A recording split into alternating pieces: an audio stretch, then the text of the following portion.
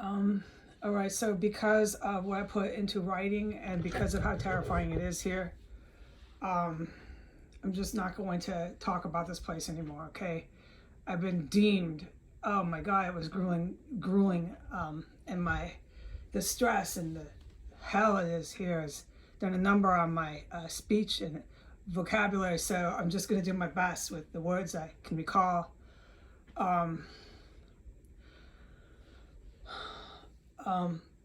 Because of the fact that it's not psychosis and all this crap, right? Which I knew it wasn't, and everybody knew that, all right? But it's on the books, like phew, on the books, Moses, written in stone. It's so solid that this is really threatening to this whole network of terrorists, okay? And network is national. The cops, all of them, chasing me around, knocking on my door. They'll still do it because they abuse their power. It doesn't matter. You can be straight as an arrow. Some sort of accountant from a mall somewhere in Kansas, and they'll still knock on your door. This is the state that we're in our country, okay? The police are out of fucking control. And their politicians are right there with them. So there's a neo-Nazi uprising. That's what I've been trying to bring to attention ever since Trump 2017. And the entire Trump family has managed to just utterly destroy my life. So you can see how I live, and everybody has. I live in poverty, and no matter what I do, I can't get any employment, and keep trying and trying and trying and trying, and they just keep telling you no, not qualified. All those type of rejections come back. Not looking, not qualified. Oh, just rejections that I just couldn't believe it. And after multiple and consecutive years, I couldn't believe what was going on. Of just every job, even dishwashing, not qualified. I probably applied for about 100 dishwashing jobs, and this is honestly a sincere calculation. Because some dishwashing jobs aren't that bad, and if you're desperate, take it. And I wasn't qualified for not one of them. And this went on for years, dude. So I'm done. I'm done. All right, you want to call me the next thing? Call me the next thing, all right? I know the police, no matter what, will come, knock, or kick down my door. Especially if I'm not crazy like they wanted to say, and I'm filming their fucking freaks in here. Oh God, I'm really, really, really putting myself in danger. So this is not going to happen. And I'm just going to get out of here. And my nightmare became reality. That I'm not going to see this place properly searched. I'm not going to see it properly rated or any of that. Excavated, anything. It's just not going to happen. I'm literally going to be leaving here in a taxi cab. The only thing I'm allowed to say publicly here, and I can put it in writing, so that's cool. It makes me feel good.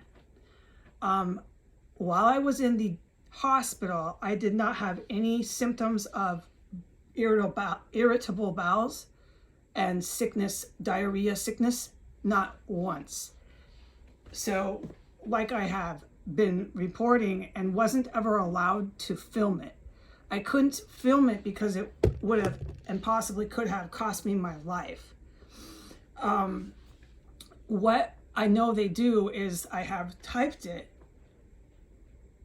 they circle around over my head while I'm in the extra room, and I start to have to crap my brains out, and they come underneath my floor and start scratching, digging, clunking, thumping, dragging the gamut. And I'm not at any way able to talk about this anymore.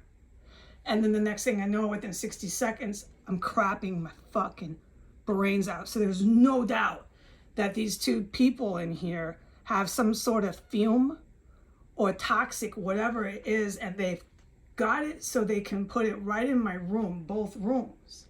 And they chasing me around with that shit for way too long. So I was really glad for those 4 days that I just went regular like everybody, like I used to go, like just once a day. I don't even want to talk about this on the internet, man. And I know when I'm back here, it's going to be stop pull down your pants and crap every fucking 30 minutes here. Yeah. But this will not be on the internet anymore, okay? So, look, nothing has changed here. No, and that's even more serious that I don't be filming it. They're the fuck all over this place, okay? This is an active and live crime scene. I better just stop filming them now, okay? Nothing has changed. They've got their hands on those fumes, and they're doing everything that I have reported in the past. Nothing has changed. The only thing that will change is that I'm not going to be putting it on the internet. All I'm doing now is getting the fuck out of here. So your witness is leaving in a taxi cab, and that is my biggest nightmare, but that's the facts, and I'm alive to do it. And I'm going to stay in Washington, D.C.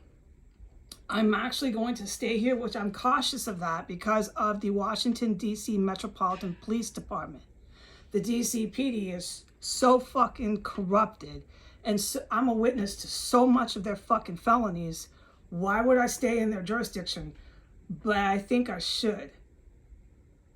And I'm kind of a crazy genius. I have learned that. But I will never get credit for anything I do either. The history shows that I don't get credit for anything I've done in my life, and I should stop thinking I should. But it's not an egotistical thing. It's just I don't think it's God's will. You work hard, you do something, you achieve something, you want to have someone say, wow, good job. That hasn't been what I get as feedback. Not for anything really I've done. But you know what? Hey, fine. You don't want to say, hey, wow, good job, 15 years sober, 15 or 16 years. I lose count now. You don't want to think that's cool and great. That's all right. I still got my sobriety. And to close on that, that's basically until I get out of this terrorist cell, what I'm going to talk about on the internet. I'm a very sociable person, and I like to do the videos. I've come to know them after this long, and I'm going to continue, but I got to change gears so I can live through this shit here. And it's not going to be terrorist RS on film report for counter-terrorists anymore. No, the counter-terrorists who hold badges and that sort of credential can have this place to themselves. I'm not going to help them anymore. It would not be something they would suggest or tell me to do either. Okay, so from here on out until I leave 1509 S Street Northwest, Washington, D.C., I'm going to just tell crazy, cool sobriety stories. And I'm going to talk a little bit about my spiritual experience that I had at the Washington Hospital. I had one there. And I do want to write about it. So I'm going to just get it filmed, get it narrated, cold narration, impromptu. And then I'll have it, and I can write about it later when I'm not in a fucking active live crime scene. All right, bye.